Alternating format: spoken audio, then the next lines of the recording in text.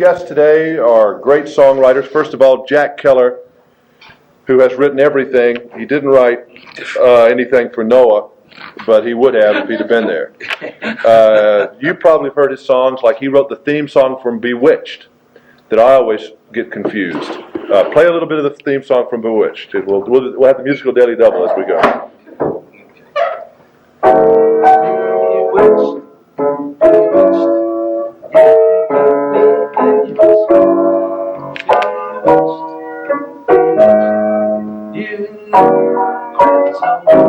And they see no one knows the lyrics to Bewitched because they never played them on television, did they? But they actually were. No, they never used the words on television. But there were lyrics. There were okay, we'll continue. He wrote great songs like "Everybody's Somebody's Fool" for Connie Francis and My Heart Has a Mind of Its Own. Venus and Blue Jeans, Run to Him, Easy Come, Easy Go, which you'll know when you hear them because they're actually standards now. And he's written a million other songs and TV themes and things like that. And then our other special guest is a bonus offer today. Tommy Boyce is going to talk to us a little bit about his role with the Monkees, because I guess Tommy Boyce and his songwriting partner Bobby Hart technically were musically the Monkees, at least on the first album, until the boys kind of learned what they were doing a little bit, if they indeed ever learned what they were doing. And most recently, I guess you did go on tour with him, didn't you? Did you do that tour that they went on whenever it was, a couple of years ago? No, that was my idea for the tour, but it was the Monkees in '66. In '76, we did a show called The Great Golden Hits of the Monkees, starring the guys that sang them and the guys that wrote them. They were just Mickey, Davey, Bobby, and me. And then I said, hey, I think 20 years later, we should, you guys had to get together. And they believed me. But they didn't take the Boyce and Hart group on the road then, okay? No, they didn't want to do that. But Bobby Hart, wherever Bobby is, and Tommy Boyce wrote songs like "I Wonder What She's Doing Tonight," "Last Train to Clarksville," theme from the Monkees, "Valerie," and wrote songs for a lot of other people, and wrote big songs for themselves. Some of my favorite songs from the late '60s, when they were actually, as well as songwriters, they were performers. Jack never actually went on the road and played with the Beatles or anything. You were just kind of behind the scenes and writing those songs, right? Behind the scenes, family man. Right. But Tommy Boyce Tommy was a performer. I wasn't a performer. In our little group there, most of the writers were performers. Well, Tommy was an actual rock star. Well, let's talk. We'll jump ahead real quick on the book, because I want to go back.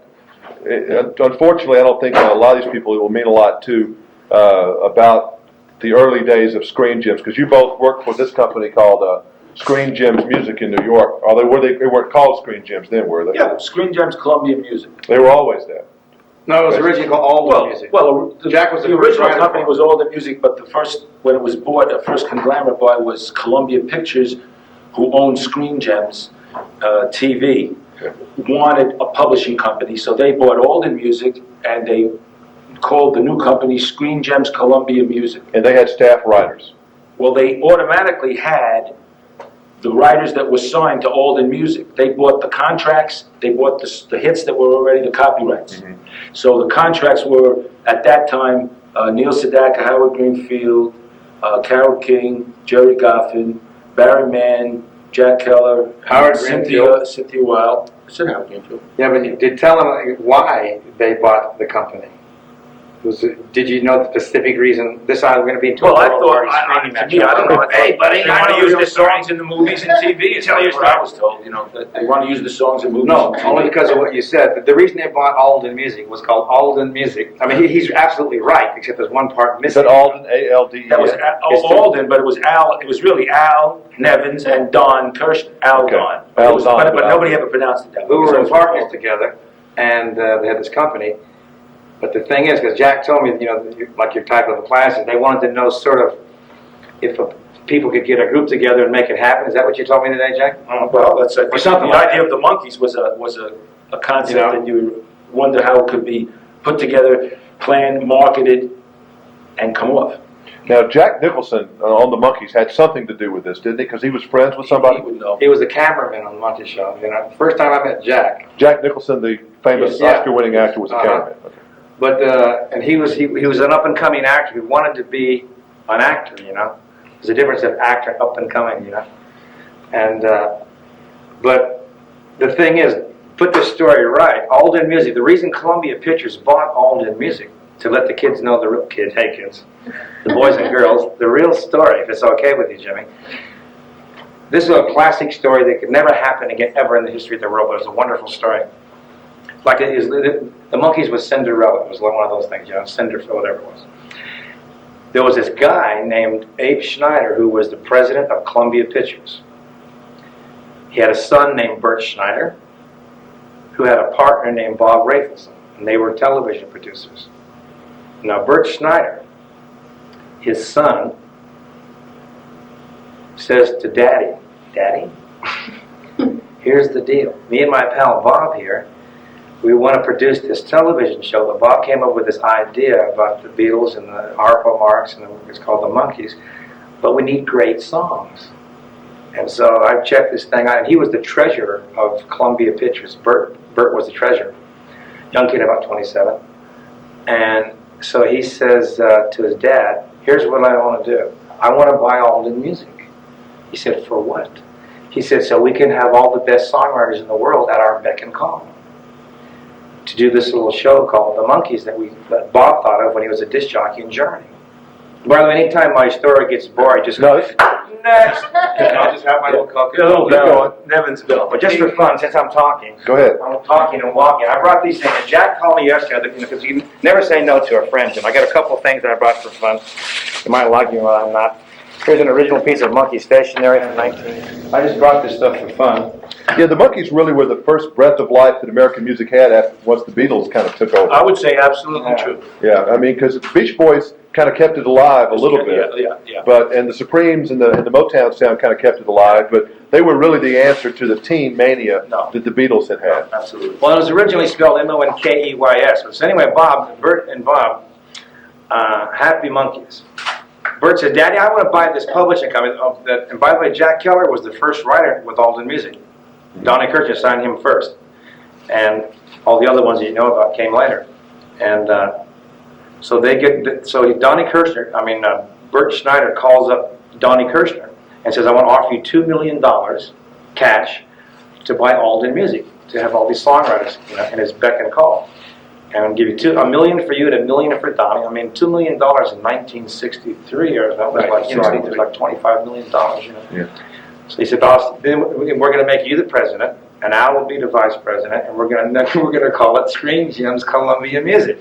Okay. From Alden to Screen Gems Columbia. So they do that, and Al Nevins got so excited, he died and had a heart attack. Yeah, he did. He died the next later. Donnie got all the dough. Yeah. This guy got so excited, he fell over dead, and Donnie became the president then it went from Alden Music to Screen Gems Columbia Music because of the picture company. And now, Basically, they dropped the Columbia Music, I think, maybe back around '83 when Columbia went on their own. Mm-hmm. Through, I think Sony bought them. Well, now Sony Gems has came that from the Columbia part, but the Screen Gems part Is was now eaten EMI. up now into EMI. Yes. But anyway, when they got the Monkees together, they said, okay, we're going to have these boys that can sing. But they hired all these guys, and Michael Nesmith was the only one that really had any musical talent, pretty much, right? Well, not really. He had musical talent, but he had the wrong musical talent for the right situation. He sang, he was in a group called the Randy Sparks Trio, and he could have been a teenage version in a band for Lester Flatt and Earl Scruggs. This Monkees was a situation. It's like baking a cake. If you want to bake a cake, you have to have all the right ingredients. If you want to bake a chocolate cake, don't go buy vanilla fillings. It ain't gonna work. But with the Monkees, forget the fact when Jack and I finally got together with Bobby to do this group called the Monkees, we met him. And Jack quit twice, we quit twice, they fired us 3 times.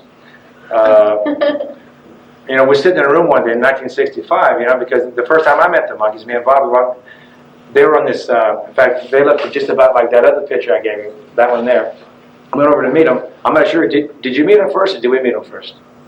I think the first time I met him was when we got together to put together the vocal sound. Oh yeah, that was a classic. I remember moment. that night.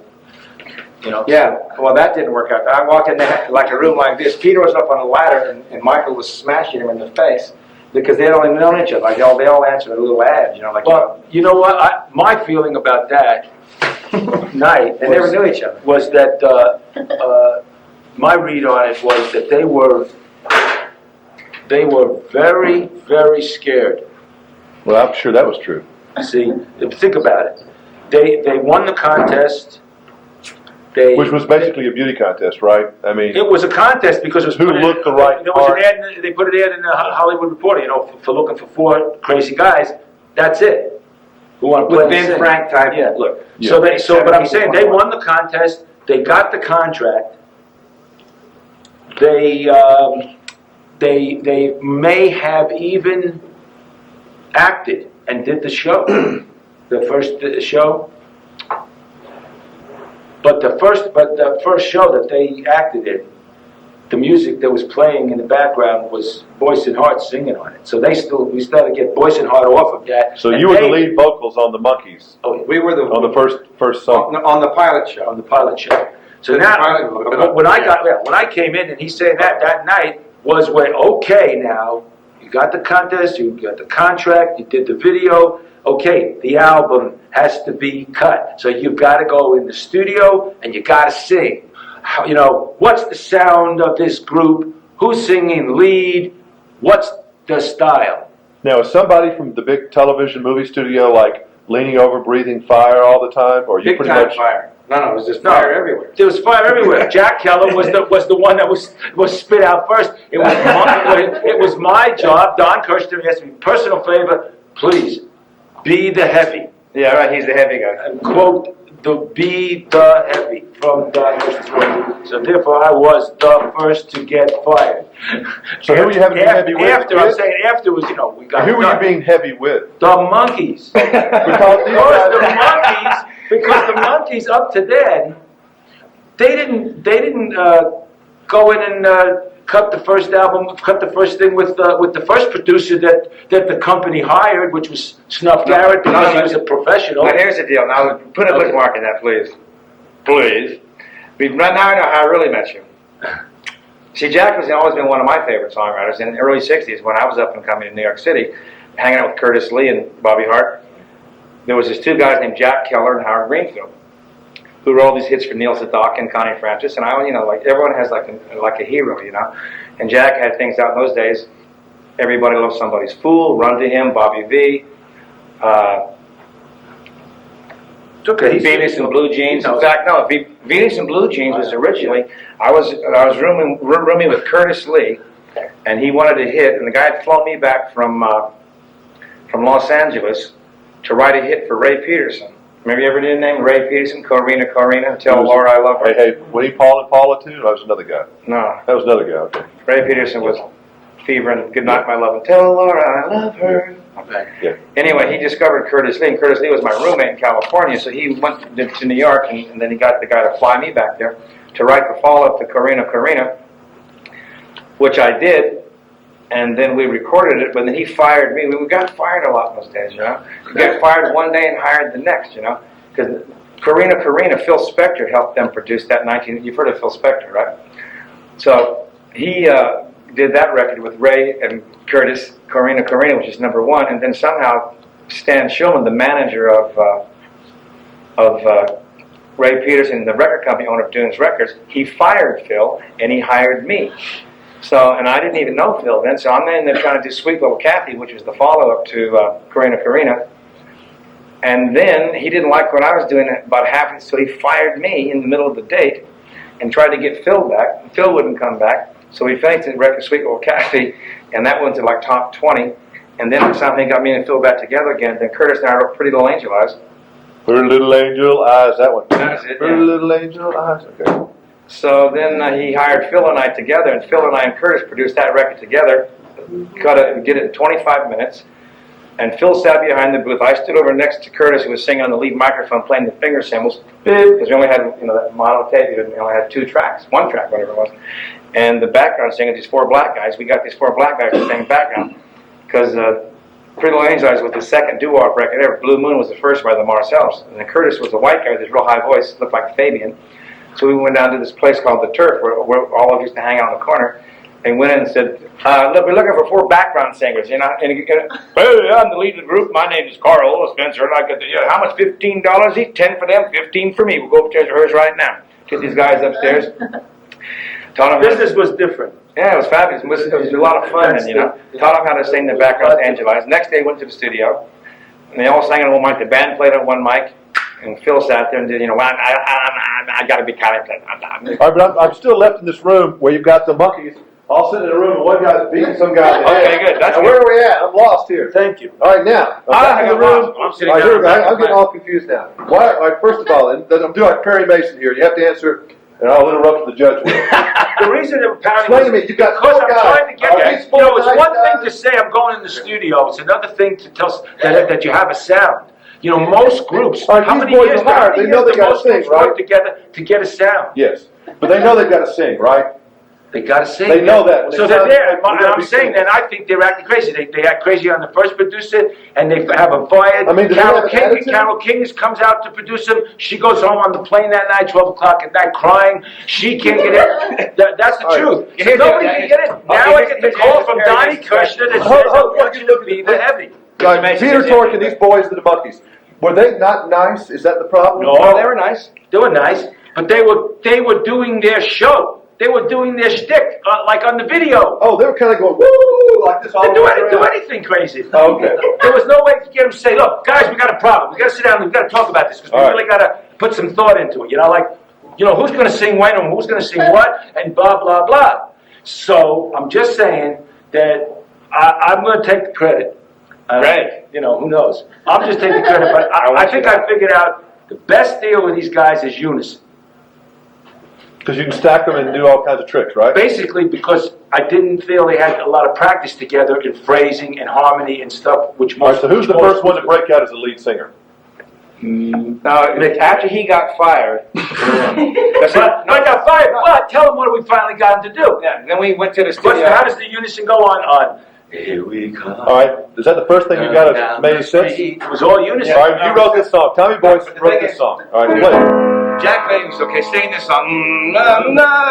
Here we come. And these four guys going, okay. Yeah, they're trying to do it. Walking down the street,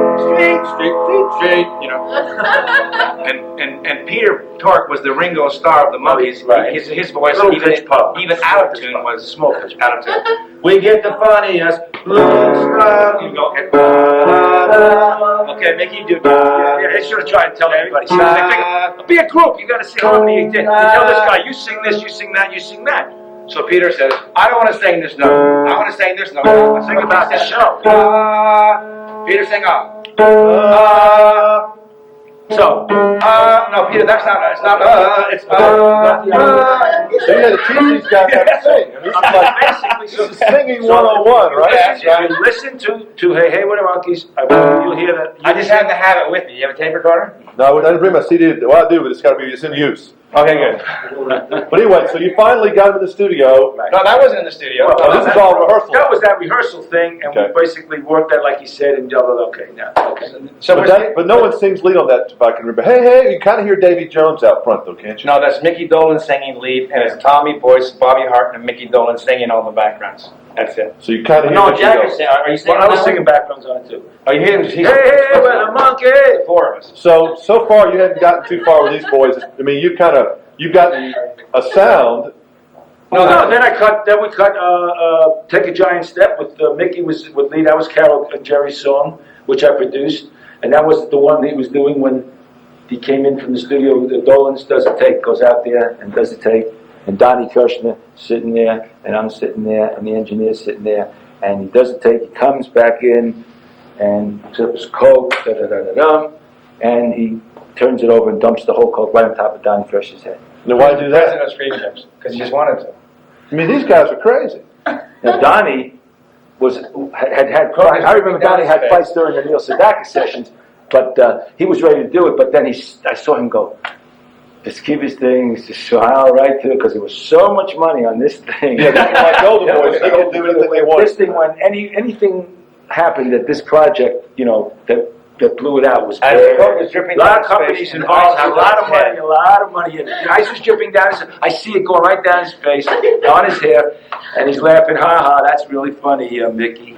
And he pushes a button and says, Yeah. take a giant step, take two. Take two, right? That's exactly. And he says it. the word. So that was the kind of what Give me a it towel. was like in the beginning That sounds to get him insane. going. That was not fun. No, it was fun for us. It was fun. See, Oh, of course, it was fun. we were getting paid for doing this. And We the don't thing, forget. yeah, So that's we get $100 a week, that was it. No. And the thing is, when they sold the pilot, if you don't want to hear this part, it's fine, but he Go ahead. How the pilot? Obviously we got them to sing. No. So the reason he got to sing is because they learned from the pilot. Bobby and I worked on the project for 8 months in 1965 before. They copied Boyce and Hart sound. While they were doing the filming. No wonder I've been stuttering for years. Can you imagine why I'm stuttering all these years? And so while they were doing the pilot show, Bobby and I they wanted us to write 3 songs. By then, somehow Jack wasn't involved at the time. So for the pilot show, we wrote Theme from the Monkees, I Want to Be Free, and Let's Dance On. And so then when Bert and Bob, who were the producers of the television show, came to us and said, okay, these are fabulous songs, but let's do a different version. We did like 13 different versions of I Want to Be Free, and a cha-cha version, a rock and roll version, all these versions. And they were trying to bust out Davy, too, as another, the romantic That's just lead. a sweet little song. Exactly. But he's got a You ever heard that song, I Want to Be Free? I wanna be free like the bluebirds flying by me. You know the little Davy Jones, what I gonna do? Like the blue da da da da da da da da da. And they said to us, make it a little rocker. So we go, here, how's this sound? I wanna be free. Yeah, that's true. So we had all these versions, right? And to give us a cha-cha version. Play me a cha-cha. I can't play the cha-cha. I want to be free. Right? Right. Anyway, the truth is, in the pilot show, on the old shows they show, one of the shows they show is that rock version of I Want to Be Free. That, yeah. Anyway, so now what happened was we did all this for 8-9 months, and then Jack got involved and then they sold the pilot show. We were supposed to be the producers, Boyce and Hart, and Bert Schneider called us up the day after they sold the show, Jimmy, and said, great news, guys, here's the real story. We sold the show, thanks for great 8 months of your life, but the only problem now, and we've got a check for $500 for each of you. The thing is, you're fired. Oh, not again, I said. Fired again? Why? We're supposed to be the producers. Well, the thing is, now that you've done everything we need and did all the tracks on the pilot show, and we sold the show yesterday, we would need somebody who's popular and hot to produce the Monkees. Could you give us 5 names of 5 hit producers? And being like I was, and I still am that way, I says, okay, you want 5 great names? No problem. Tommy Boyce and Bobby Hart, Bobby Hart and Tommy Boyce, Boyce and Hart, Tommy and Bobby. That's it. They said, well, we're trying to be serious. I said, I'm being serious too, you know. Well, you're getting 500, forget about it. Take your $500 and shove it. So we forgot about it. Next day they call Jack. They bring in Jack. He lasts about maybe an hour. He quits, and then they fly in Carole King. No, then they hire Snuffy Garrett. The first thing they did was they didn't give you the thing. They tried. By the way, They tried not the other specifically producers. names, but this is a class called Electronic Media in the Music Business, how the film, TV, and radio people relate to the music folks. Okay. Who is they? I mean, what position is this they person? The producer of the television show? Yes. Or the head of the studio? or Producer what? of the television show. The television They fired us, then hired him. No, then they fired us, and then they hired Snuff Garrett. They asked us for a producer, a hit record producer. Have you generally found the people who are like producers of television, or this particular television show, they don't know squat about what they're doing? They in know music? nothing about it. They knew nothing. They were more frightened than we were. They were more scared than the Monkees were. Because the thing is, when they finally sold the show, they got $100,000 they put up, Screen Gems, Columbia Music. They got NBC to match it, another $100,000, but they never told NBC these guys couldn't sing. And then when 6 weeks before the show came out, they got RCA Victor to put up another $100,000. There's $300,000 in this pot, and no one knew these guys couldn't sing, and there wasn't That's any when the songs. pressure came down. The album had to be Okay. done by the end of September. Because you were dealing with deceit and confusion and people who didn't know what they were doing, and people's jobs were on the line. And they're going crazy. So in the meantime, Lester Sill, who was the vice president of Screen Gems Columbia at the time, his old pal was Jimmy Bone, who, you know, is this giant superstar in Nashville, Tennessee, and, you know, president of all these record companies. You know, he was just an up-and-coming guy in those days, but he was then the president of Reprise Records. Right. And Lester Sill, Frank Sinatra's label, yeah, personal label. I mean, you all know who Jimmy Bone is, right? Well, God, you know, hey, Jimmy, how you doing? And so Lester says to us, you're not going to believe this, guys, but we can't sell the record. We can't sell it. No record company will put up $100,000 to match the other $200,000 for the Monkees. But he says, I'm going to go to my old pal Jimmy Bowe, and he used to sleep in Lester's garage when he was an up-and-coming songwriter. We did that song, Sticking With You, Babe. Mm-hmm. And so I never forget it. We goes over to Reprise Records, and we're in the bathroom. Lester and Bobby and Jimmy and I are in the bathroom, and Lester, and doing that patent trip from, they're in the bathroom talking this deal over, right? And Lester saying, Jimmy, I'm going to tell you, this thing's going to work, This is you're the first person I'm offering the Monkees to, because I've known you for a long time, and if I don't offer it to you, and once it works, you're going to be mad at me, because we've been friends for a long time. And Jimmy said, well, how much you want for this, Les? Oh, just $100,000, Jimmy. $100,000 for what? Well, for this group, they're going to be on television. I wouldn't give $100,000 to Sinatra. Forget about it. I'm telling you, got to give them $100,000. What do you mean $100,000 in those days? How much money, Jimmy, for a group? It's $1 million today. Yes. Okay, and he said, "What do these guys do? Magical acts?" And they said, "Absolutely, they're on television. Forget television." Okay, hey Jimmy. No problem. So it's all hindsight, because that was the first show that really was able to cash in like that. And the only reason that they're throwing this big money around is because they've seen what the Beatles have done to America by being on Ed Sullivan's show and the power of television. Absolutely. With some of this British invasion stuff, and the American people are foaming at the mouth to get a piece of the action. Because Capitol Records had all the action with the Beatles and the Beach Boys. That's true. And then the other people like RCA and these other people like this, they're not making any money. So they need a Beatles. Everybody needs the Beatles. Well, actually, absolutely, amen. 5 other record companies turned it down. And then Lester finally said, and that time RCA Victor was colder than Alaska. And Lester says to us, Jack, Bobby, Tommy, you're not going to believe this, but there's no other place to go. There's only 6 weeks till this thing is going to go on the air. CBS doesn't, NBC doesn't know that we don't have a record contract. No one knows anything, everyone's, going to get in trouble with this deal. He says, I've talked to somebody at RCA Victor, and they're cold as Alaska, but they know how to sell records. And I know that, remember we went to have at RCA Victor? He said, but that's the only shot left. But RCA Victor said, thinking ahead, television, huh? Elvis, television, Eddie Arnold, let me see.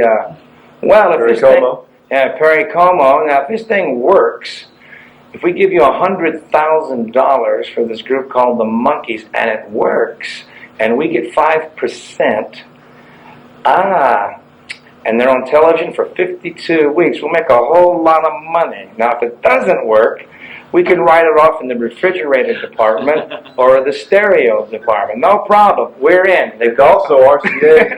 RCA is the record company for NBC. Right. They're all owned by the same It was people, also pretty good. It was kind of an in-house deal, basically. So that's what happened. That's a very astute observation. So now we have a record contract. Well, I'm sure glad Jimmy showed up today.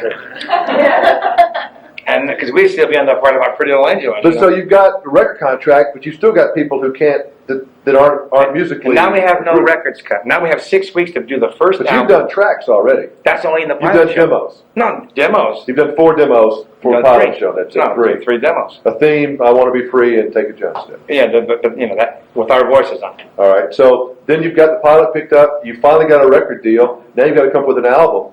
That's when we get together again. That's when I got together. That's when these things happen. That's when that started to happen. And then I said, okay, wait a second. Jack, no. This is how we all discovered all these things. When Mike Nesbitt said this in the room, This is worse than Russian government or with something. Tommy Boyce, when we're trying to figure this thing out and figure who is going to sing the lead. Who is the most commercial voice for America of the 4? Now, is some producer for television lurking around the corner all the time? He's No. right now. Scared to come. All the producers are all kept away, told everything's going to be fine, everything will be delivered, and in time. Okay? We get the funniest looks from everyone we meet, and then everyone goes, hey, hey, we're the Monkees. Okay? All right, here we go. Now, who's Mickey? You Mickey? No, Peter. Who the hell's Mickey? You Mickey? Okay, you say the first one. Here we come. Wait, this part first. You say the part. 1, 2, here we go. Here we come. Wait, here we come. Here we come. Should have bent it out, Here we come. Here we come. Now, on those, the next part, you guys go, ooh. Okay. And then we're walking down the street. Walking down Walking down the street. street. TV? Okay, we get the funniest TV man. Okay, y'all stand together. We get the funniest looks. We get the funniest looks. Look this way, please. Everyone we meet, over here, guys. In my face. Everyone we meet. It's a simple word. Everyone we meet. Okay, now when I count to 4, I go 1, 2, 3. Everyone go together. Hey, hey, we're the Monkees. Okay, we go. 1, 2, 3, 4, sing. Hey, hey, we're the Monkees. Hold it. Hold it. But that must have pulled my that makes me nuts. Yeah. Sit down, Monkees. Okay, everyone sit down. All right. Thank you. All right, so you finally got the album out. You finally got the album out. Thanks, guys. And what hits were on that album? Record hits. What was their first radio hit? Last Train to Clarksville. Our Last Train to Clarksville. So that song's a classic song, and it still sounds good. And the lead singer on that is Mickey. So that worked out real good. So did you know when he cut that it was going to be a smash? We knew it was a smash, yeah. Because it still holds up today.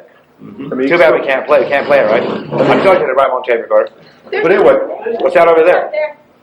That does work over there. Does that look like a? That looks like a tape recorder to me. I could be wrong. I don't know. We'll put somebody on it. We got to keep talking.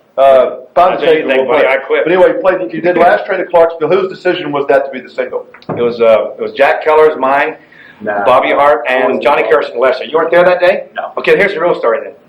No, it's true. It's the same story. I was going to include Jack because he was there before me. We were trying to make a decision. What should be the first single? Because we had cut Theme from the Monkees, I Want to Be Free, Last Train to Clarksville, Tomorrow's Gonna Be Another Day, Saturday's Child, and we decided the first single was going to be Hey Hey We're the Monkees. Take a giant step. And that was in there too. Yeah. And then we had this big meeting in the studio, and we all decided, okay, the first single is. And by the way, at that point, this big donut machine was cranked up now, meaning whatever single we picked, R.C. Victor had already said to us, whatever single you pick, it's number 1 for Oprah. It'll be shipped. Forget it's going number 1. That's the way it is.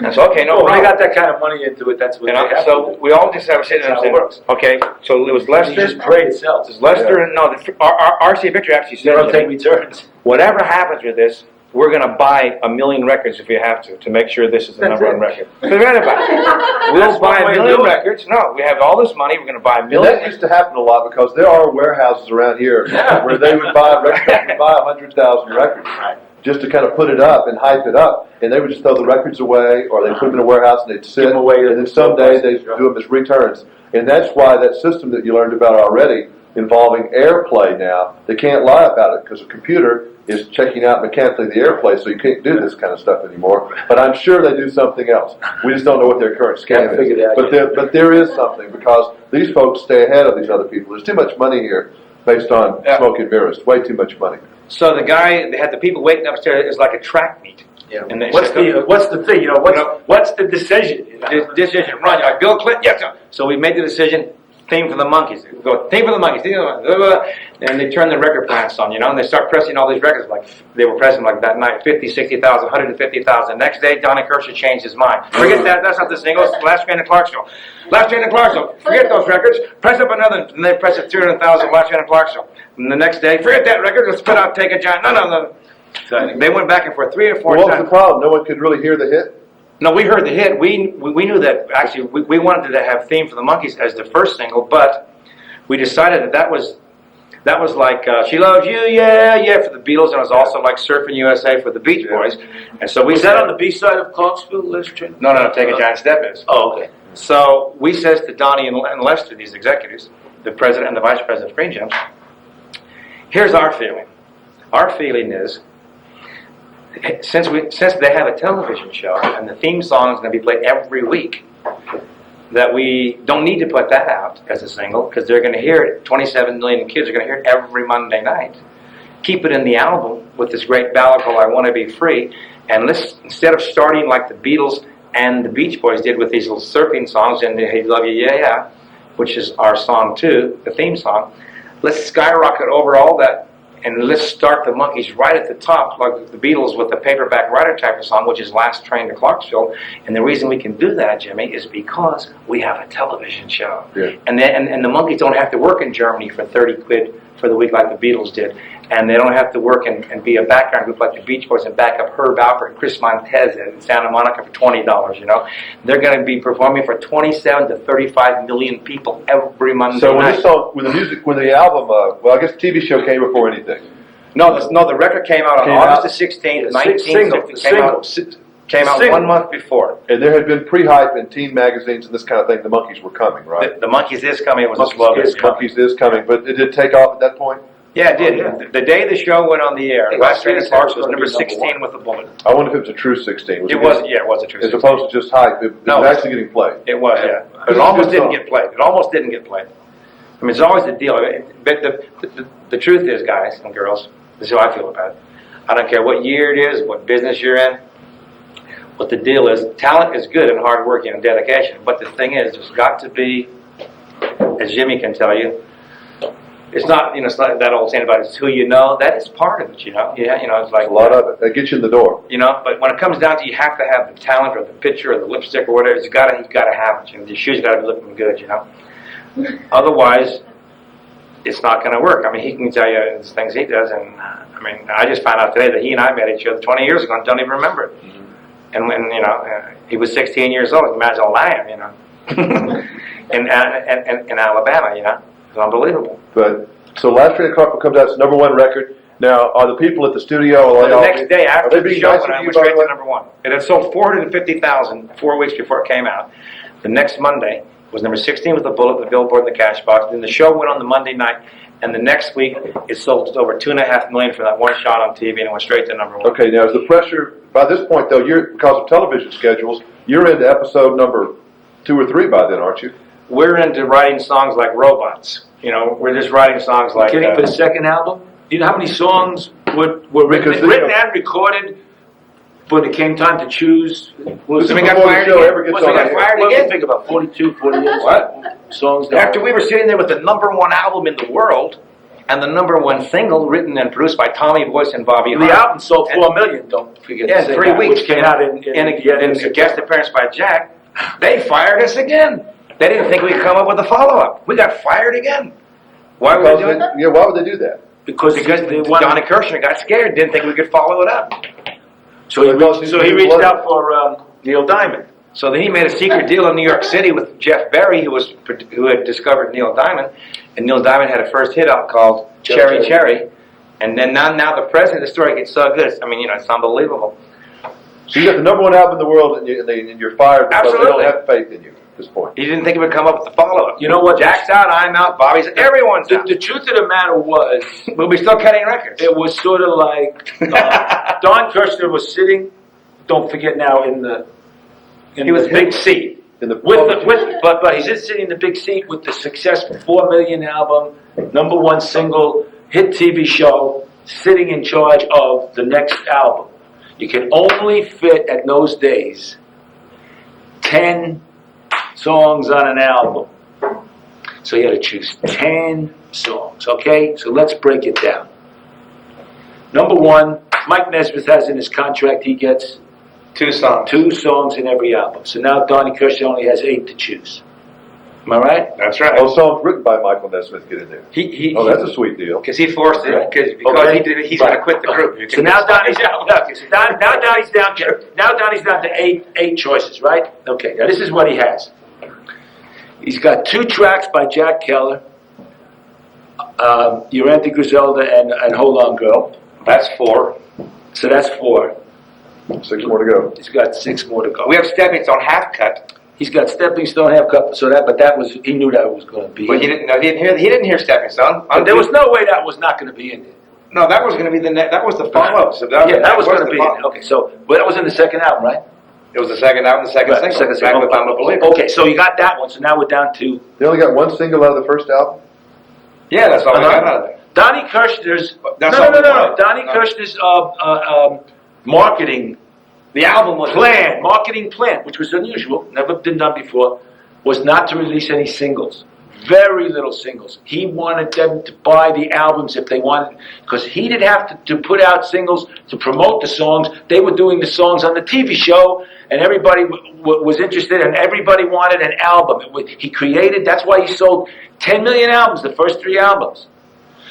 4 and 3.5 and 2.5. Okay, but I'm saying that was the concept, and it was to not put out singles. He didn't put out a lot of the stuff wasn't singles. Griselda was never a single. This is true. And a lot of the stuff wasn't singles. Okay, so there were very. If you look it up, you see really. But very there was specific. precedent for this, and the Beatles didn't. Their albums were selling as albums at the But time. no, they put out a lot. They kept putting out put single after The single. Sgt. Pepper, I don't think ever had a single. Well, I don't know about that. But anyway, that was a yeah, weird thing. but that might have been at that same time. But that was the concept. But now we're down to what 5 or 3. And now he's trying to please I'm trying to 30 wait a minute. I'm just trying to make. I'm trying to make the point that we haven't gotten to Tommy Boyce and Bobby Hart's songs, who wrote Who've written all the hits. the songs, Who and wrote, produced. who wrote Clarksville. We haven't even got to their song yet. We got the 2 for Michael Nesbitt, 2 that he put in for Jack Keller, which I, thank him very much. He did owe it to me, so I'm not going to say, no, but it was pretty incredible when you think about the whole situation. So I have to be thankful for that. There was 2. That's 4. We figured another one was 5, and you're really talking about only 5 left, and now we get to the Boyce and Hart. You guys had at least 13 or 18 things done or cut. I remember This that. is true. Okay. Didn't make any difference. Right. Well, out of that, they picked what? Stepping Stone? We had 2 songs, I think, in the second album. Okay. Valerie and, no, Valerie's in the third one. We had How About Your Stepping Stone, maybe one other one. Maybe one of them. Maybe. In the meantime, all the other writers that they told you about. Now all the other writers are writing. Carole King, Neil all Diamond them is writing. This was right, and they're all throwing at this material. So Donnie has 42 to 48. So he's creating songs. major in-house problems among his writers. No, but here's the real thing. Yeah, that's Starting. absolutely true. But the thing is, the reason they all came rushing then was, and the real truth is, Was Jimmy, success. and class, when I went back and got off to some of the tangent before, when Bert Schneider bought Alden Music and made it for all these great writers, his plan was to have all these great writers to write all these smashes. The things went against him, and when they sold the pilot show, all these great writers, Carole King and Jerry Goffin, Barry Mann, Cynthia Weil, Neil Sedaka, Howard Greenfield, including Jack Keller and the rest of them, they wouldn't write one song for the project. No one would write one song for the Why? Monkees because they weren't popular. That's why. Oh. That's why Boyce and Hart, they got stuck with Hey, Boyce and Hart. once a project becomes successful, Yeah. that means it's Then everybody sells, wants to be there's part of money. it. No, to be because made. Jack had a big smash. He did Run to Him with Bobby V. Barry Mann and Cynthia Well just said You've Lost That Loving Feeling. Monkees? Forget the Monkees. No, he's still- that's Forget the Monkees. So that's just how the business works. You better be aware of that. So now we're the producers. Right? Everybody loves you when you hire. So we're the producers, and I even called Carole King and Jerry Goffin and Barry Mann and Cynthia Weil. So hey, do me a favor. You're one of my all-time great songwriters. One of my heroes. Please give us a song. We don't want to have to write all these songs for ourselves for the first album. So Yeah. they said, forget about it. Once you get a hit, we'll give you. Okay, fine. So we took a pass, and then we wrote we have 10 songs in the first album. We produced the whole thing, and then once it hit, wow! All of a sudden, Carol and Jerry and Barry and Cynthia have done it. They're all out there. Hey, now they're demanding to Donnie if we don't get a song in the next Monkee That's right. album, That's and then also Carol Bayer and Tony Wine Oh, yeah. are all demanding that they have to have at least one song. The second album, Jimmy, there were 10 producers on it. 10 producers. Well, that's because On the we all second album. see, we Just all like Everybody there's does no their one. own thing, yeah. Jeff Barry 10 produced producers. his tracks. I produced my tracks. Bobby and Ty produced their tracks, and whoever it was to produce their tracks. And if Dinah liked it, he used the tracks. And from the actual track, with I guess the demo tracks, and then we put the Monkees on. Now,